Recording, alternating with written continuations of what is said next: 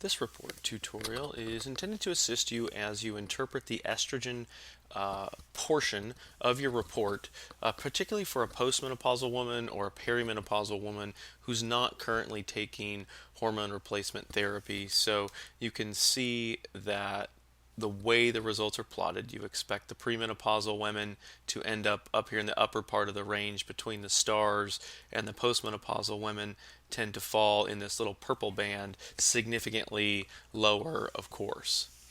As you're looking at a typical postmenopausal woman would look as this woman does, with the estrogen levels falling within that purple band. So this is a woman who is not cycling, or she's had a hysterectomy where the ovaries were removed, and again it's a significant reduction in estradiol, which in a relative sense she is estrogen deficient, but again it's expected for that phase of life. So then we can go on and further evaluate not just the levels of estrogen but the metabolism of estrogen, where we're looking at which phase 1 pathway the estrogens are going down, and typically the 2-hydroxylated products are considered more favorable, and usually those make up around 70% of the metabolites. So in this particular case, they're more than 80%. So that's generally considered a favorable thing in terms of your phase 1 metabolism.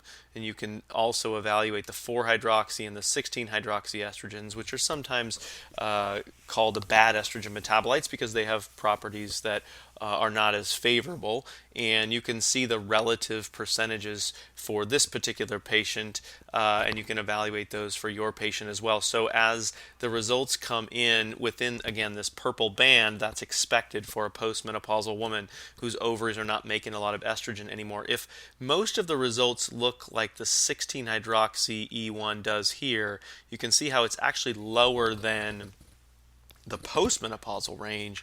So that's, a real extreme deficiency in terms of that particular estrogen. And if you see that across the board, then you've got very, very low levels of estrogens. As you look at a woman like this here on the right, you can see that the estradiol is sitting between the post and the premenopausal level. Some of these other hormones likewise are a bit higher. The 2-hydroxy E1 in this case and the estriol in this case are actually up into the premenopausal range. So if this was a premenopausal woman, you'd consider her modestly deficient. As a postmenopausal woman, that's actually, a relatively elevated state given that she's postmenopausal. So if a woman is, overweight and has a lot of adipose tissue, that will lead to sometimes more estrogen production.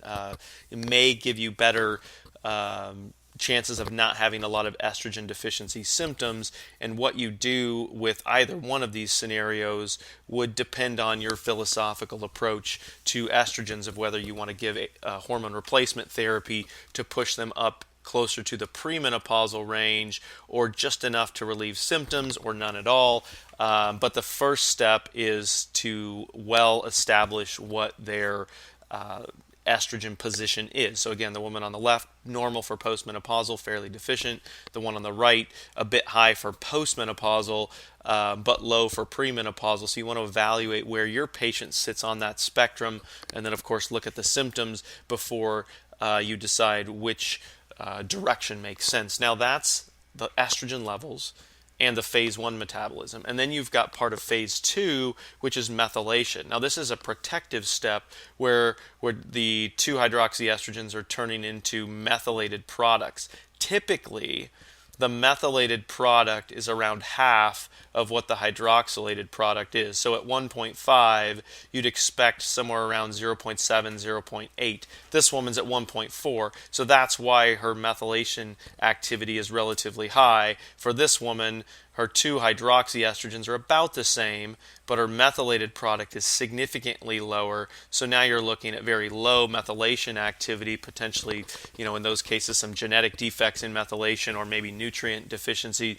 But as you look at your patient, you want to evaluate what the 2-hydroxy value is, what the methylated value is, and this index here will help sort of walk you through that, in that it's just looking at the ratio of the two to tell you in a relative sense, how well is the methylation working for this particular patient. And then if the levels in a postmenopausal woman get very, very low to where maybe around 0.3 and lower in those sorts of ranges, then you want to take this as very approximate data, because in those cases you're getting very close to the detection limits.